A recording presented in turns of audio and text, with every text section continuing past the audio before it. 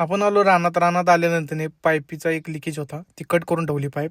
तेवढ्यात आलो वरती पाणी सोडायला, तर तिथे एक पक्षी भेटला, त्याला पूर्णपणे चिखल लागलेला. त्यानंतर आपण त्याचा पूर्ण चिखल काढला.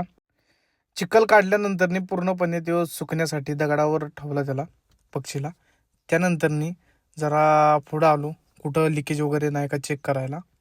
त्यानंतर पक्षीला उचलला आणि डायरेक्ट आणलं सावली खाली, जरा तिथं आराम केला त्यानं. त्यानंतर मी आलो दारी बदलायला. परत नंतर ते स्वतःहून उडून गेला सुकल्यानंतर.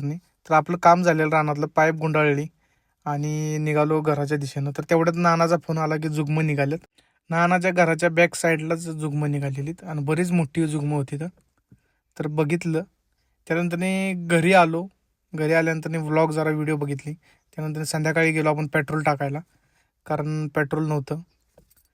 तर पेट्रोल टाकायला तर पेट्रोल पंप बंद होतं. त्यानंतर जाऊन दे म्हणलं आपण जाऊ आता मेडिकलमध्ये, सातारोडच्या.